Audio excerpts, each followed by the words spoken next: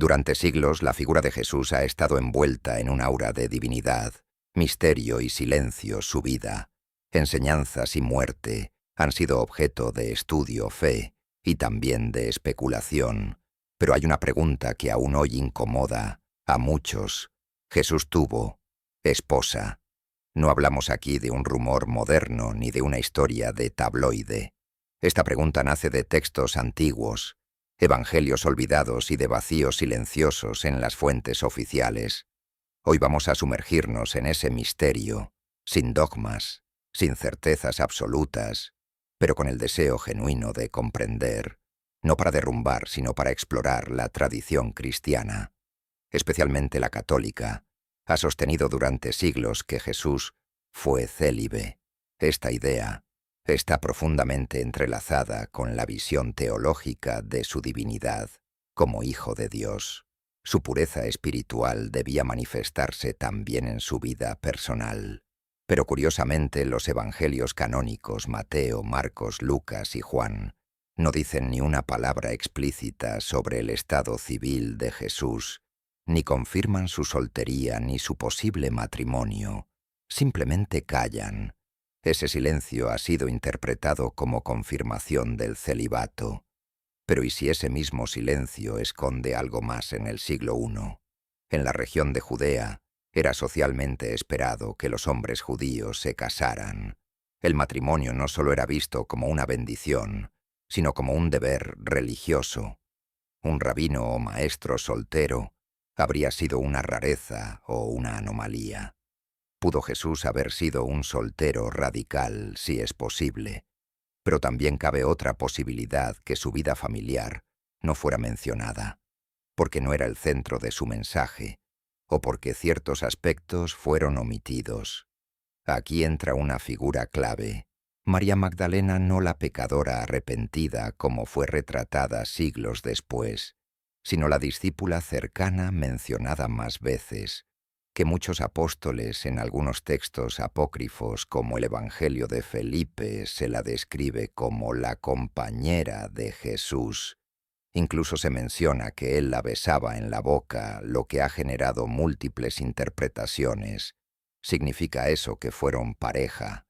No necesariamente los textos gnósticos usan lenguaje simbólico, y el beso puede tener un sentido místico o iniciático. Pero el simple hecho de que estas líneas existan nos obliga a mirar más allá de lo que nos enseñaron. El Evangelio de Felipe, uno de los manuscritos encontrados en Nag Hammadi, en 1945, nos dice: y la compañera del Salvador es María Magdalena. El Salvador la amaba más que a todos los discípulos y la besaba a menudo en la boca. Aunque este texto no pertenece al canon oficial, sí refleja una corriente de pensamiento cristiano temprano, donde María Magdalena tenía un rol más elevado, incluso posiblemente íntimo para muchos estudiosos. Esto sugiere una relación especial, aunque no necesariamente conyugal. Pero aquí hay que ser justos. Estos textos son simbólicos y también están marcados por las tensiones teológicas de su época. Algunos elevaban a Magdalena como símbolo de la sabiduría femenina divina, mientras otros la omitían o reducían su figura. Entonces Jesús tuvo esposa, hasta ahora. No hay pruebas concluyentes, pero tampoco hay negación explícita, solo silencio. Y en los silencios a veces se esconde más de lo que imaginamos. Lo que es evidente es que la figura de María Magdalena no fue la de una simple seguidora. Algo en ella hizo que estuviera presente en los momentos más cruciales en la cruz, en el sepulcro y en los textos que la Iglesia decidió dejar afuera. En el próximo bloque exploraremos las razones por las que esta historia fue silenciada, las teorías modernas que la recuperan y lo que este misterio revela sobre nosotros mismos y sobre la historia que elegimos creer. Pero si no hay una prueba definitiva de que Jesús estuvo casado, ¿por qué esta idea resurge una y otra vez a lo largo de la historia? ¿Qué es lo que nos inquieta tanto sobre la posibilidad de un Jesús más humano, más cercano, más vulnerable. Parte de esa inquietud tiene raíces en el poder que ejerce la narrativa durante siglos. La imagen de Jesús ha sido cuidadosamente construida y protegida. Un Jesús casado podría haber representado un giro peligroso para las estructuras religiosas que defendían el celibato como símbolo de pureza. En otras palabras, reconocer que Jesús tuvo una esposa, o incluso una vida afectiva significativa, habría significado redefinir el modelo de santidad. Y eso para muchas instituciones era un riesgo que no estaban dispuestas a correr durante el auge del cristianismo primitivo. Diversos grupos compitieron por definir quién era realmente Jesús.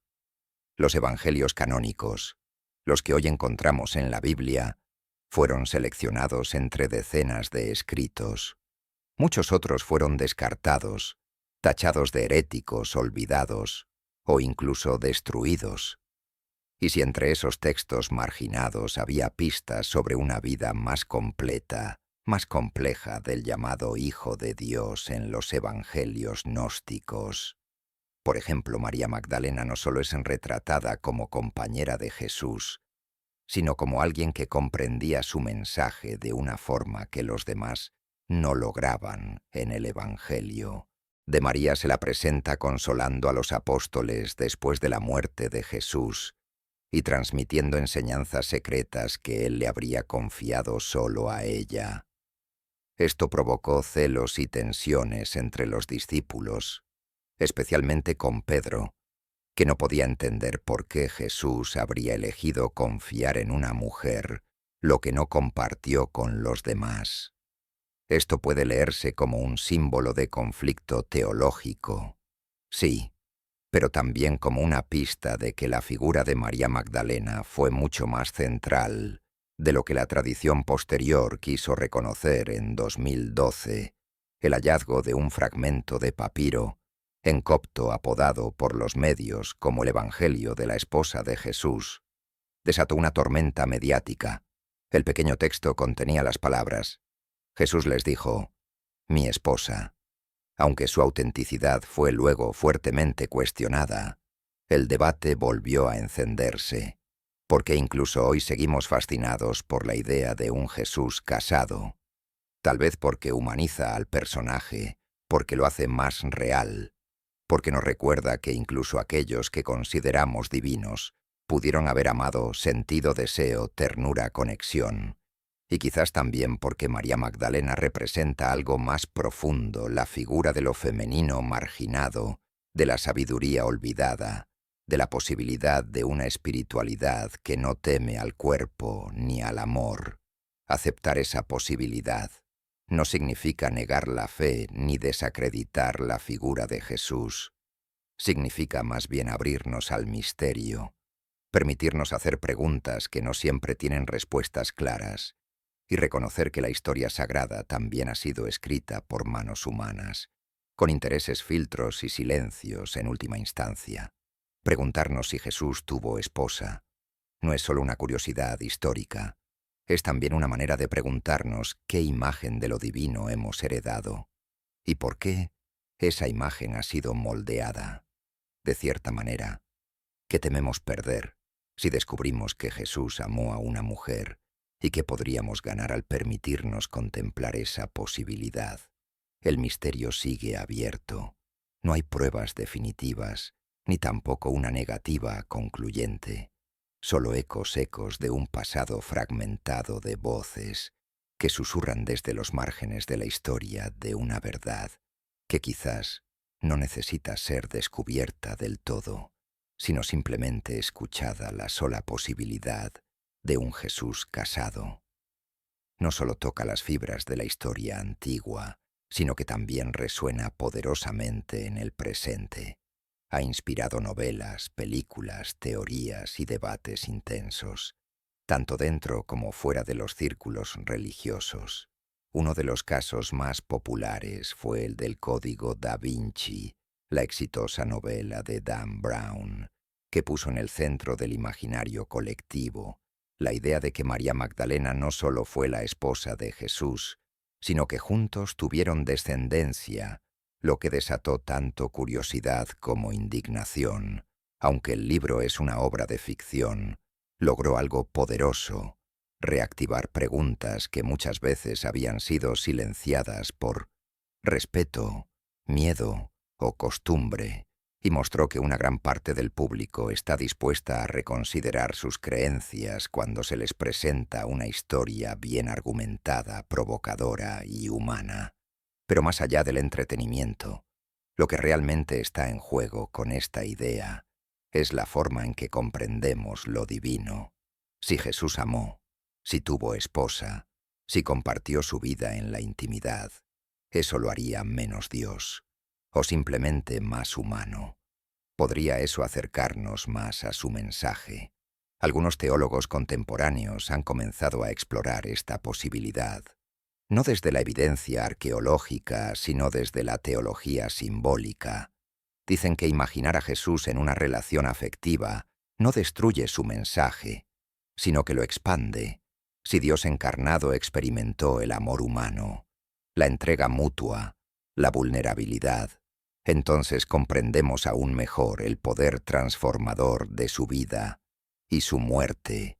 Otros señalan que el miedo a aceptar esta posibilidad no tiene tanto que ver con Jesús, sino con los sistemas que lo han representado durante siglos. Aceptar que tuvo una esposa implicaría reescribir una parte de la historia eclesiástica, cuestionar decisiones doctrinales y abrir paso a una espiritualidad más inclusiva donde lo femenino y lo afectivo no estén marginados. Y sin embargo, no todos los que defienden esta idea lo hacen desde la confrontación. Para muchos, pensar en un Jesús casado no es una provocación, sino una forma de reconciliación, una forma de sanar la fractura entre cuerpo y espíritu, entre historia y mito, entre lo humano y lo sagrado. Quizás esa es la razón por la que este tema vuelve una y otra vez, como una llama que no se apaga, como una pregunta que no quiere ser enterrada completamente. Nos obliga a preguntarnos qué perdemos al mantenerlo oculto y qué podríamos ganar si lo aceptamos, aunque sea como una posibilidad abierta. Imaginar a Jesús como esposo no es una amenaza para su divinidad, sino una forma de enriquecerla, de recordarnos que lo divino no está separado de lo humano, sino que se manifiesta precisamente en lo cotidiano, en el amor, en la entrega, en el misterio compartido con otro ser.